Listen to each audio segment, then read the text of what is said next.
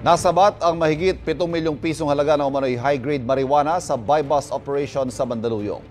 Huli ang magkasintahang suspect na umamin sa pulisya na online ang ginagawa nilang transaksyon sa kanilang mga buyer. May unang balita si EJ Gomez.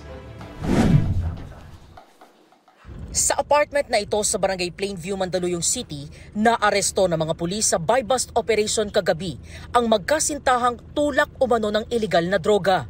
Nasabat sa kanila ang humigit kumulang 5 kilo ng kush o high-grade marijuana. Tinatayang abot sa 7.5 million pesos ang halaga ng mga nakumpiskang droga.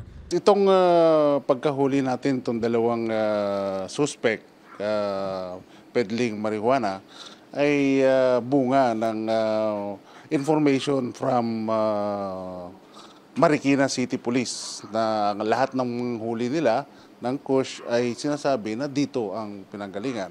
Sa mga lata ng fruit cocktail, itinatago ng mga suspect ang ibinibenta nilang high-grade marijuana.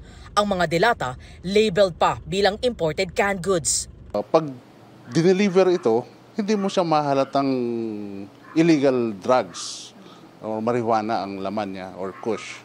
Yung canister, medyo ibang klase. Mahirap ma-detect pagka in a naked eye. Hindi mo, pag nakita mo lang siya, parang fruit cocktail talaga siya eh. Sa investigasyon, 2 taon na raw na nagtutulak ang mga sospek na sina alias Maymay at Jan Jan, pawang mga 28 anyos at dating residente ng Malate, Maynila. Tumanggi silang magbigay ng pahayag sa harap ng kamera. No comment po. No comment po. Sa pahayag nila sa pulisya, sinabi nilang online daw ang transaction sa kanilang mga customer na mula sa iba't ibang lugar sa Metro Manila.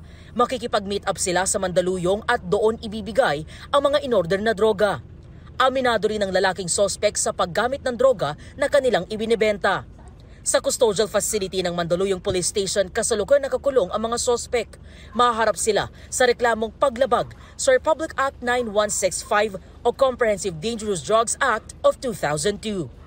Ito ang unang balita. EJ Gomez para sa GMA Integrated News.